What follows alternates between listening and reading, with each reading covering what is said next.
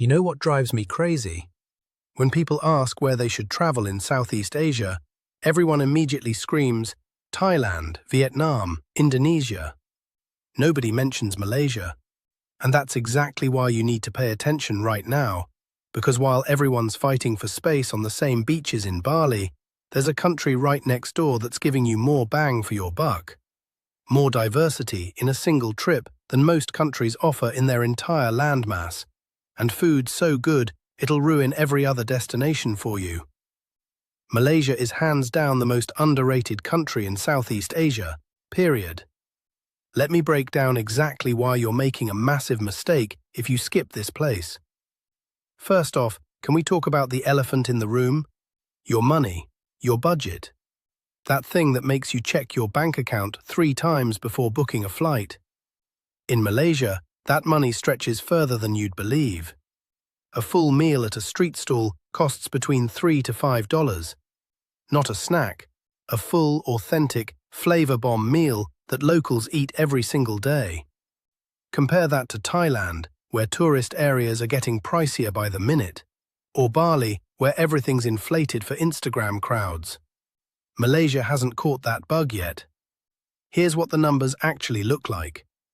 Budget travelers are spending around $30 to $40 per day total.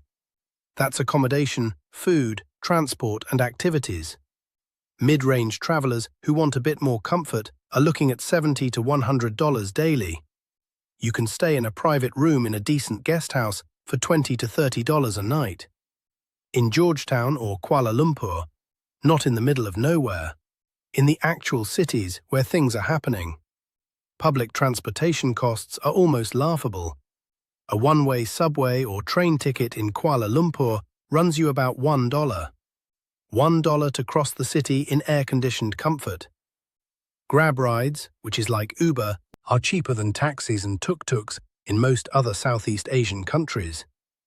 Even intercity buses are affordable. The whole country is connected, and getting around doesn't drain your wallet before you even start enjoying yourself. But let's get real about what makes Malaysia actually special, because cheap prices mean nothing if the experience is garbage.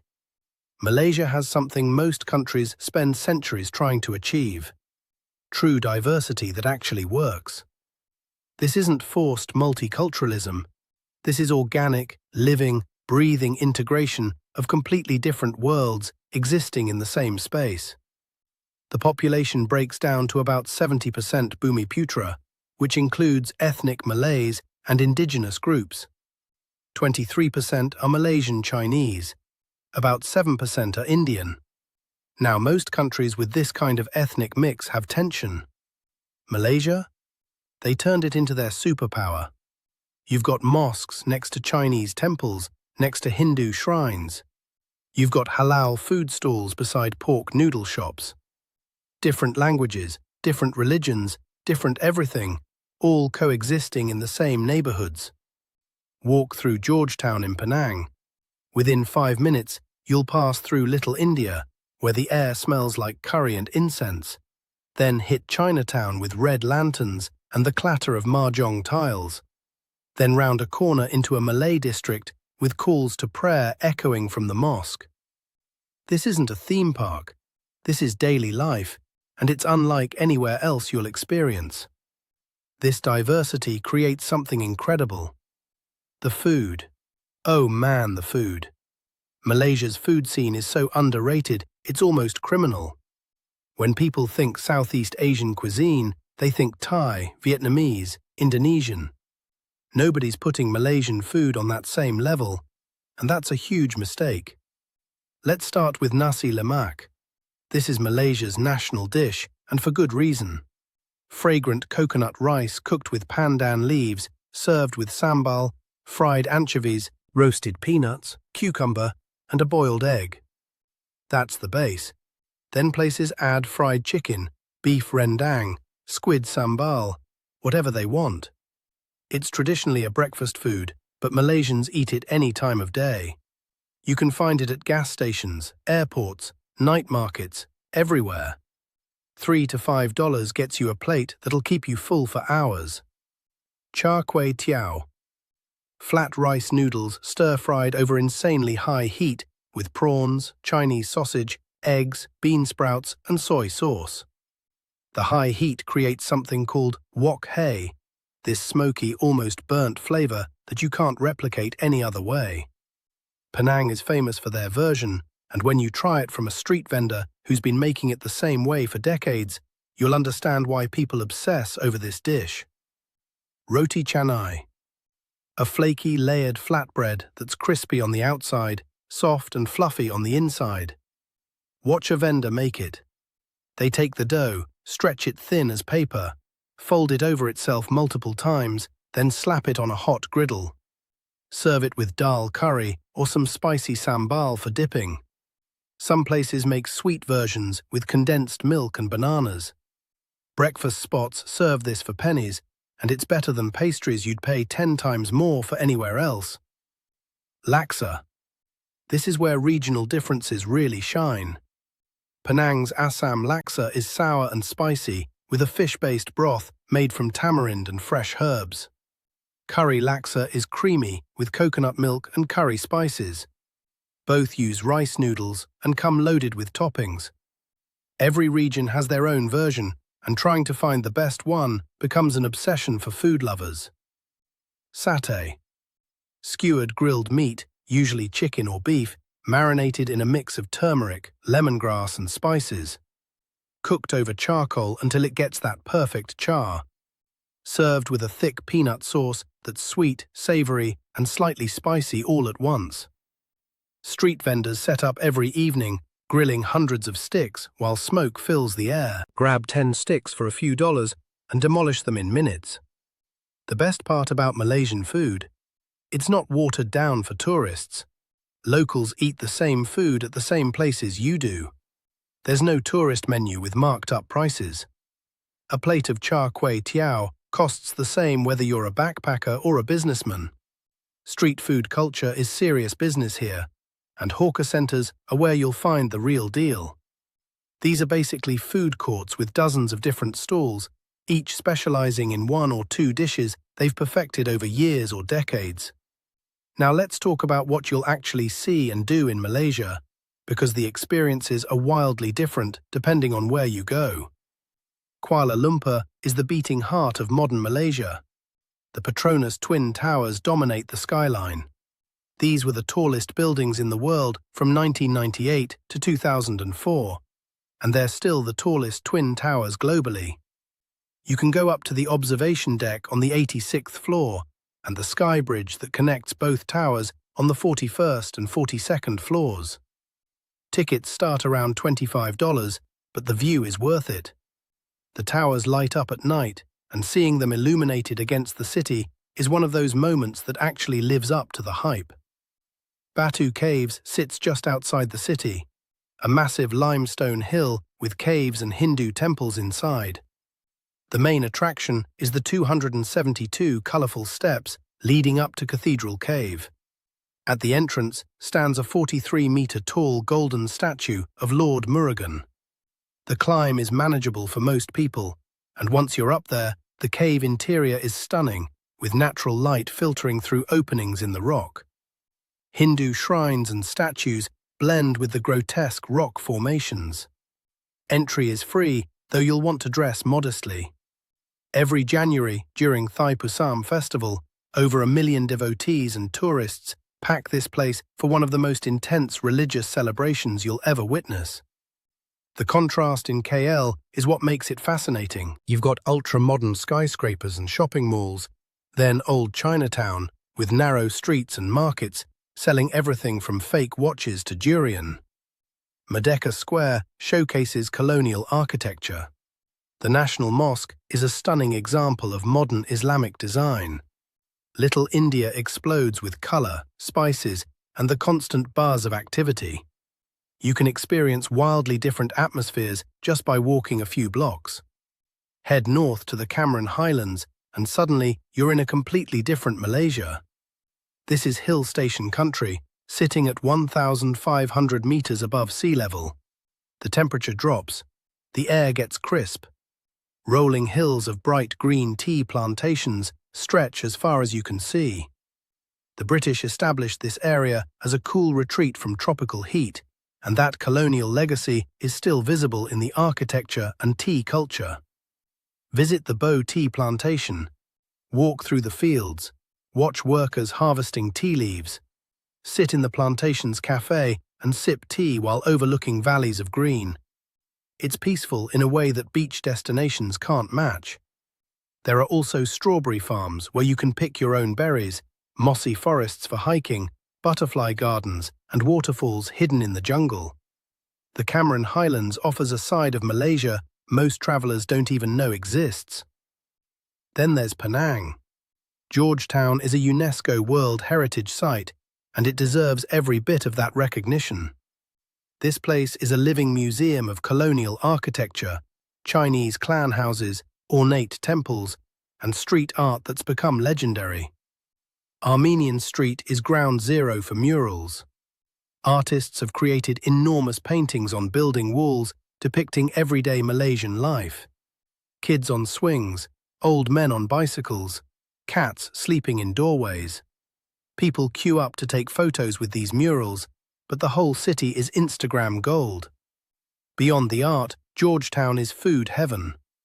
Food tours here are worth every penny because the sheer number of options is overwhelming. Hawker centres like Gurney Drive and New World Park are packed every night with locals eating their way through stall after stall.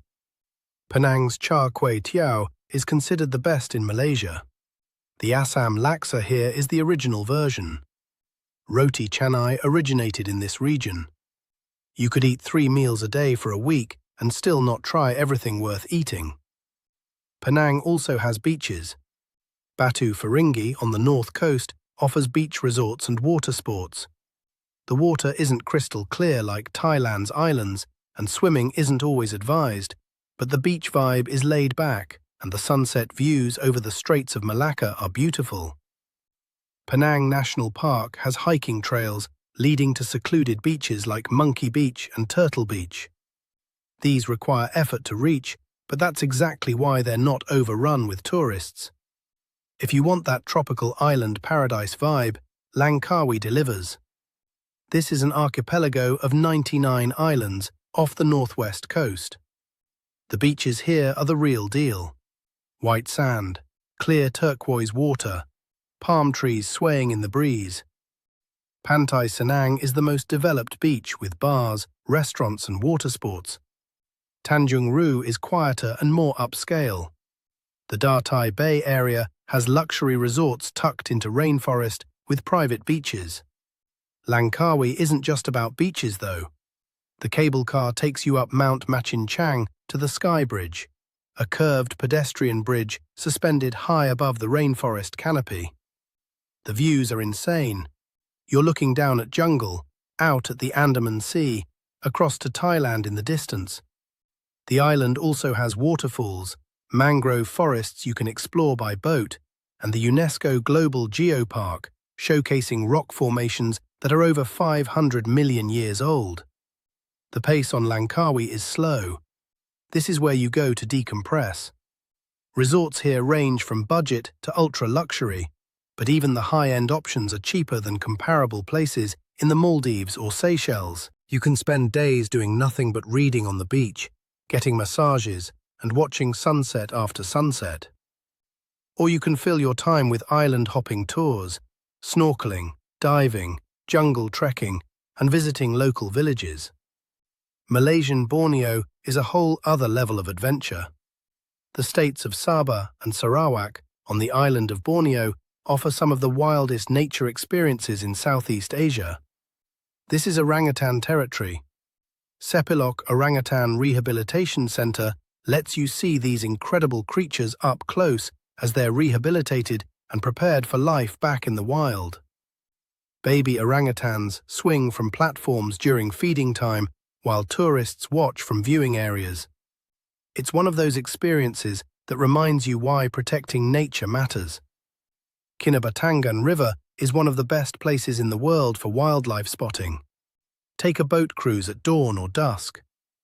Proboscis monkeys, with their ridiculous long noses, sit in trees along the riverbank. Pygmy elephants wade through the water. Crocodiles lurk in the shallows. Hornbills fly overhead. The rainforest comes alive with sounds as the sun sets. Multi-day tours take you deep into the jungle, where you stay in basic lodges and spend your time cruising the river looking for wildlife. Mount Kinabalu is Southeast Asia's highest peak at 4,095 meters. Climbing it requires fitness and acclimatization, but it doesn't require technical climbing skills. The summit hike typically takes 2 days, with an overnight stop at a mountain hut. Reaching the summit at sunrise and looking out over Borneo from that height is a bucket list moment for serious hikers. Sarawak has Gunung Mulu National Park, home to some of the world's largest caves. The Sarawak Chamber is the largest cave chamber in the world by area. Deer Cave is one of the largest cave passages. Every evening at dusk, millions of bats emerge from the caves in a spiral formation called the Bat Exodus. Watching this natural phenomenon is surreal. The park also has the pinnacles, sharp limestone formations jutting out of the jungle that require a challenging trek to reach. Here's what makes Malaysia different from other Southeast Asian destinations. It hasn't been completely overrun yet. Kuala Lumpur gets plenty of tourists, sure.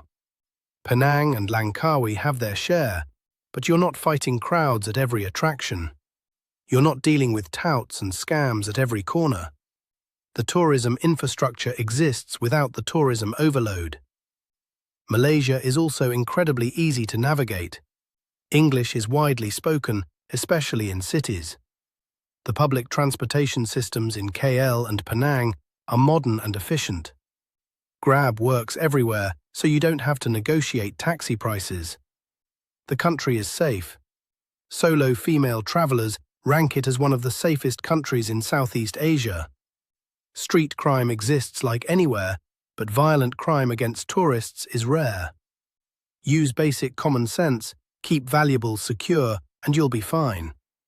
The mix of old and new creates constant surprises. One minute you're in an ultra-modern shopping mall with designer brands and food courts.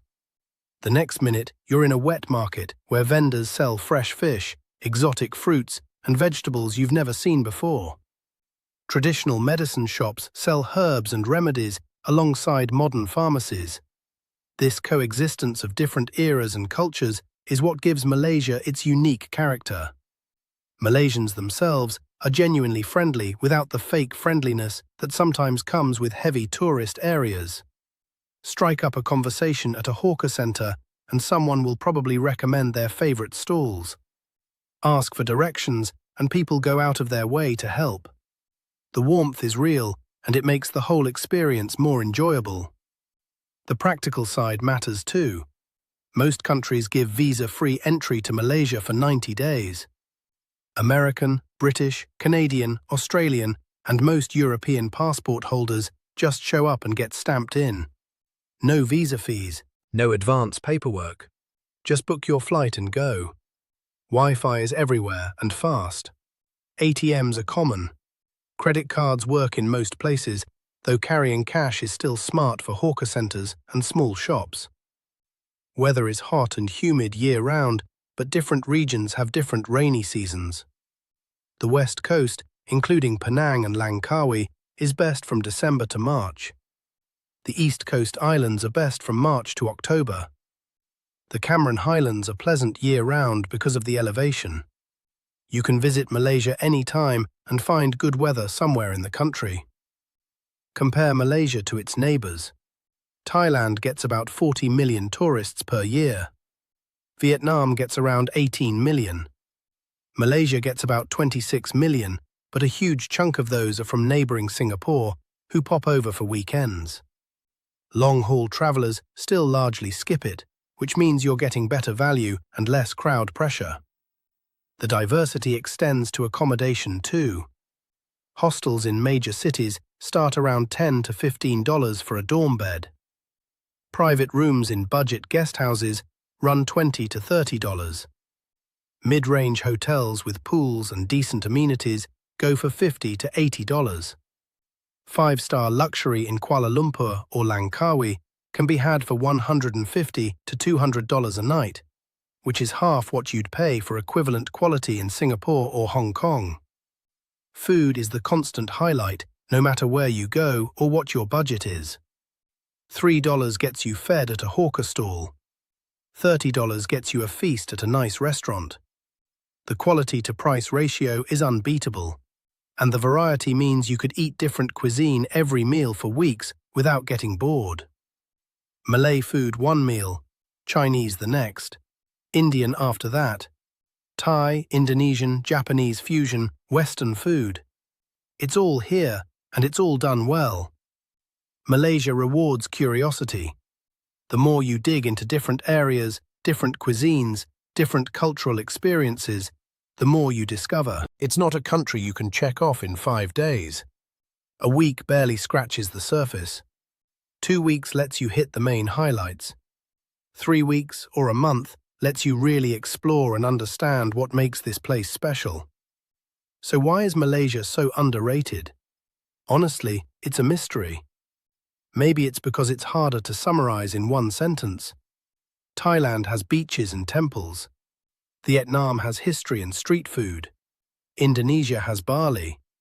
Malaysia has everything, but no single dominant image. It requires people to actually look deeper, and most travelers don't bother. That's their loss and your gain. While everyone else is packed into the same spots, posting the same photos, you can be exploring a country that gives you modern cities, colonial history, pristine nature, incredible food, and genuine cultural diversity, all in one trip. Your money goes further. The experiences are more authentic. The crowds are thinner. The secret is getting out, though. More travelers are discovering what Malaysia offers. Prices are still low, but they won't stay that way forever if mass tourism catches up. Infrastructure is already excellent, so when the hordes eventually arrive, the country is ready. Which means now is actually the perfect time to visit, before it becomes the next Thailand, before prices triple, before the authenticity gets diluted. Malaysia is that friend who's quietly brilliant but doesn't brag about it. Not flashy, not desperate for attention, just confidently offering something substantial to anyone who pays attention. And once you experience it, you'll be wondering why more people aren't talking about this place.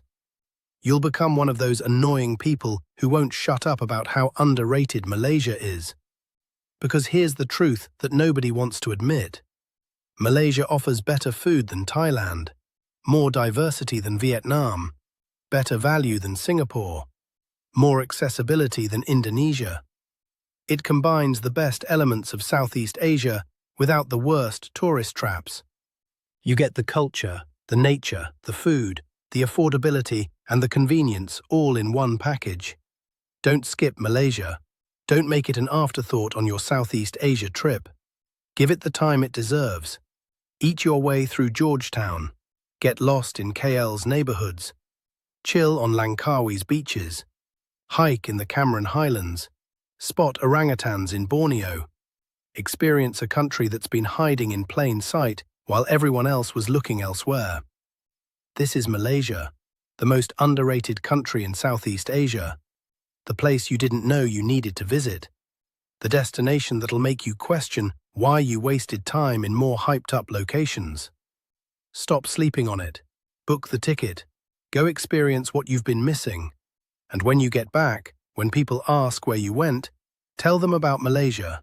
Spread the word, because places this good deserve more recognition, even if it means eventually sharing the secret with everyone else.